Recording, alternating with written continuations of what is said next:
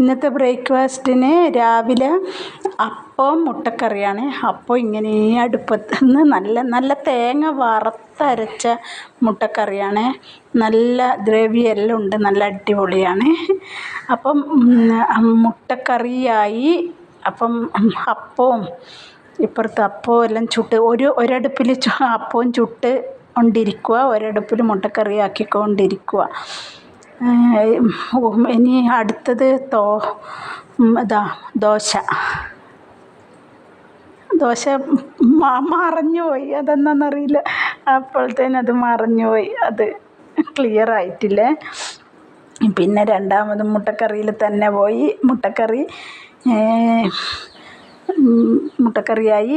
ദോശ ഇങ്ങനത്തെ ദോശയാണ്. അപ്പം, പിന്നെ സാമ്പാർ, പിന്നെ ചമ്മന്തി, മാങ്ങ ചമ്മന്തി, കാന്താരി എല്ലാം കൂട്ടി പൊടിച്ചത്. ഇത് മീൻ വറക്കാൻ വേണ്ടി എല്ലാം പുരട്ടി വെച്ചത്. ഇത് അവിയൽ, ഇന്നത്തെ അവിയലാണ് ഇന്ന്. അപ്പം ഇത് ഇവിടെ പുറത്ത് ഞാൻ പവർ സ്റ്റൗവിലാണ് അരിയിടുന്നത്. അപ്പം ചോറും മീൻ വറക്കാൻ വേണ്ടി ഇത് നല്ല കല്ലിലാണ് ഞാൻ വെക്കുന്ന. കല്ലിൻ്റെ ഇതിലാകുമ്പോൾ മീൻ വറുത്താൽ നല്ല ടേസ്റ്റാണ്. അപ്പം നല്ലപോലെ കറിവേപ്പിലയെല്ലാം അങ്ങ് തൂവി മീൻ പൊരിക്കാൻ വേണ്ടി എല്ലാം നിരത്തി വെക്കുക.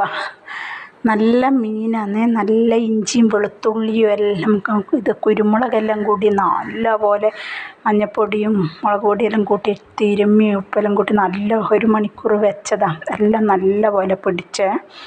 അപ്പം എല്ലാം നിരത്തി വെച്ച് അതിൻ്റെ പനിനീലെന്ന് പറയും, പനിനീലെന്ന് അങ്ങനെയെല്ലാം പല ഇതുണ്ട്.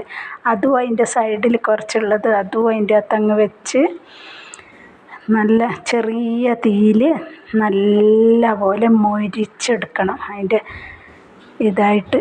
നല്ല അടിപൊളി മീൻ പൊരിച്ചതും കൂട്ടി.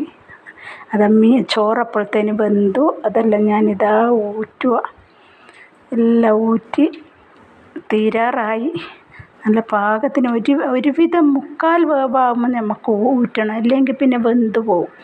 എന്നിട്ട് നല്ല കുത്തരി ചോറാണ്. അത് ആ പാകത്തിന് എടുക്കുകയാണെങ്കിൽ നല്ല അടിപൊളിയാണ്. അടുപ്പിൽ വേവിക്കുന്ന പോലെ തന്നെയാണ് പവർ സ്റ്റൗവിലും ഇങ്ങനെ ആക്കിയെടുക്കുന്നത്. അപ്പോൾ അങ്ങനെ അതെല്ലാം കോരി വെച്ചു. ഇനിയിപ്പോൾ എല്ലാം പൊതി കെട്ടണം. എല്ലാവർക്കുമുള്ള പൊതി ഞാൻ 4:45 ആകുമ്പോഴത്തേന് എണീക്കുന്നത്. അപ്പോഴത്തേനെല്ലാം ആകണ്ടേ. അപ്പോൾ എല്ലാം ഊറ്റി ഇതാക്കി. ഇനിയിപ്പം മീനെല്ലാം കൂടെ സെറ്റ് ചെയ്ത്